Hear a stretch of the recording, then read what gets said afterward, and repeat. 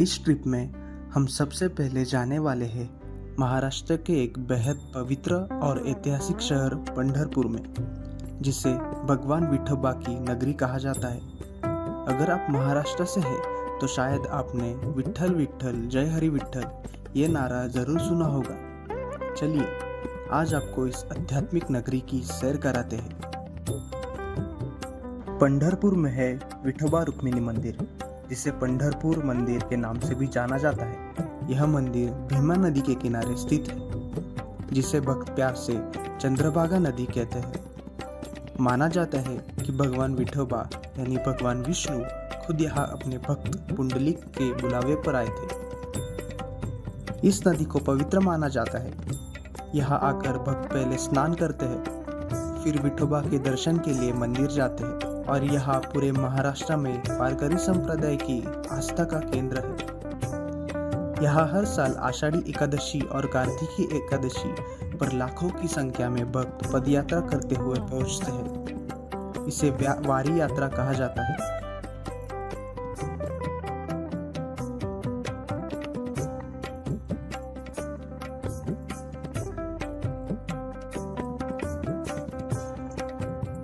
यहाँ का माहौल पूरी तरह भक्तमय होता है।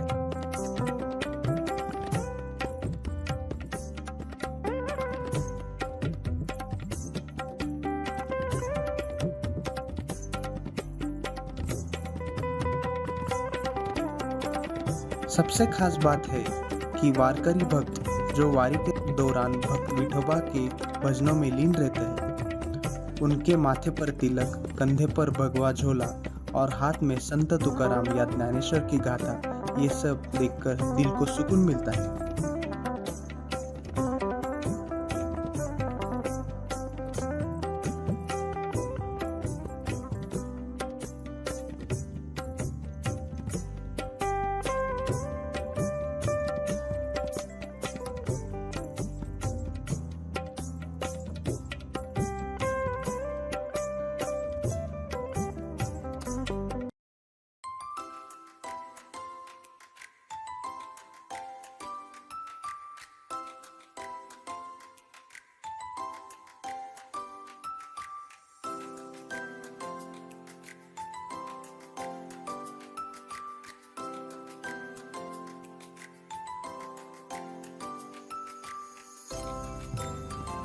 हम अभी पहुंचे हैं एक ऐसे शक्तिपीठ पर जहां मां की भक्ति और श्रद्धा का अनोखा संगम देखने को मिलता है। जी हाँ, मैं हूँ तुळजापुर में, जो कि महाराष्ट्र की प्रसिद्ध तुळजा भवानी माता का स्थान है। चलिए आपको इस पवित्र नगरी की सैर कराते हैं। यह है तुळजा भवानी मंदिर, जो महाराष्ट्र के उस्मानाबाद जिले के तुळजापुर शहर में स्थित है। माँ भवानी को छत्रपति शिवाजी महाराज की कुलदेवी माना जाता है। कहा जाता है कि शिवाजी महाराज को मां ने स्वयं तलवार दी थी और आशीर्वाद दिया था कि वे धर्म की रक्षा करें।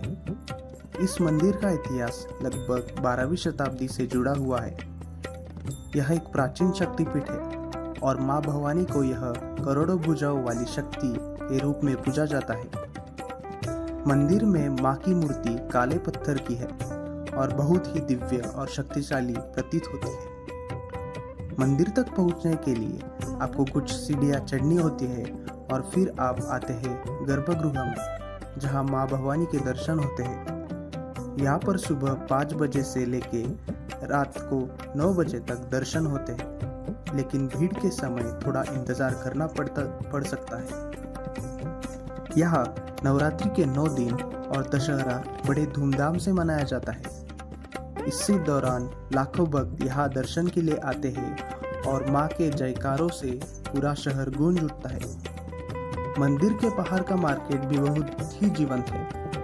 यहाँ आपको फूलों मालाएं, नारियल, प्रसाद, देवी की मूर्तियाँ और लोकल हस्तशिल्प देखने को मिलेंगे।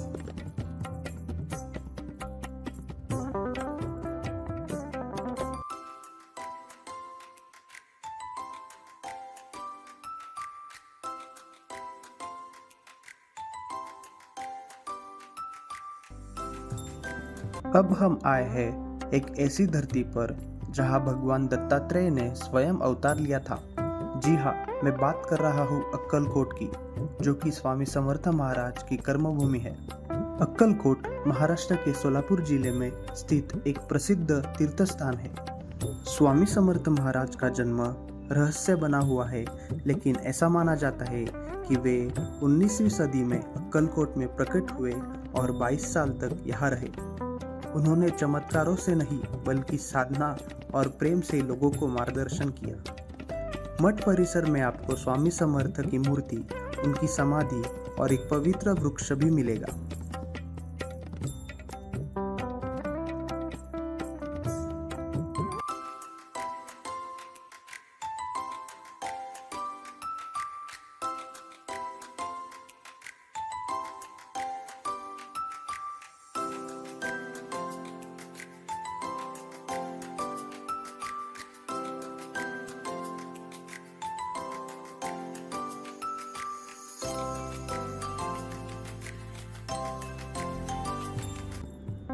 गणगापुर श्री नरसिंह सरस्वती द्वितीय दत्तावतार का निवास स्थान माना जाता है। वे 14वीं 15वीं शताब्दी में यहाँ रहे थे और पूजा का केंद्र बस गया। मंदिर परिसर के पास एक पवित्र वट वृक्ष है, जहाँ भक्त श्री गुरुचरित्र का पाठ करते हैं। इसे गणगापुर की भक्ति परंपरा का अभिन्न अंग माना जाता है। यह मंदिर अपने रहस्यमय लाल भूरे रंग की पादुकाओं के लिए प्रसिद्ध है, जिन्हें गुरुओं के अवतरण के बाद स्वयं रखा गया, ऐसा कहा जाता है। इन पादुकाओं की सामग्री अज्ञात है। कोई नहीं जानता कि वे पत्थर है या अन्य। माधुकरी यानी भिक्षा लेना और देना हर दिन दोपहर लगभग 12 बजे मंदिर के आसपास की परंपरा है।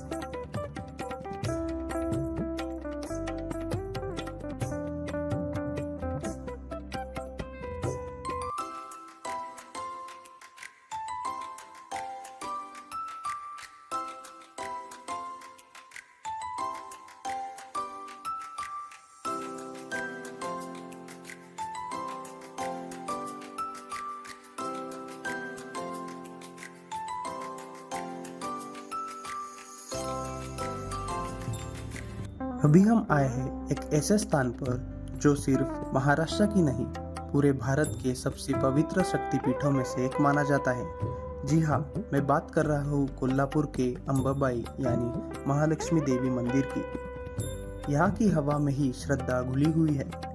आइए जानते हैं इस दिव्य मंदिर की कहानी। कोल्हापुर का महालक्ष्मी मंदिर लगभग 1300 साल पुराना है। इसे 8वीं शताब्दी में कर्नाटक के चालुक्य वंश के राजा ने बनवाया था।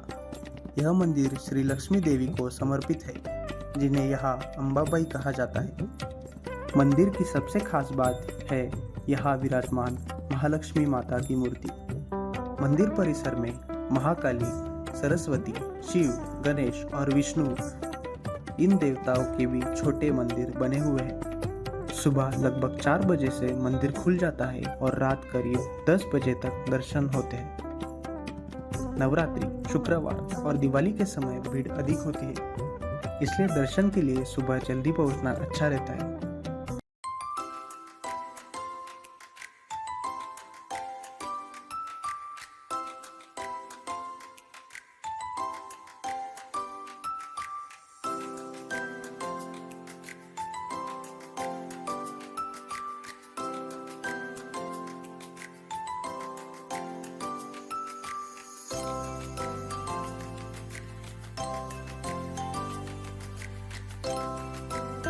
नारायणपुर गांव में स्थित यह श्री दत्त मंदिर महाराष्ट्र के प्रमुख दत्त तीर्थों में से एक माना जाता है।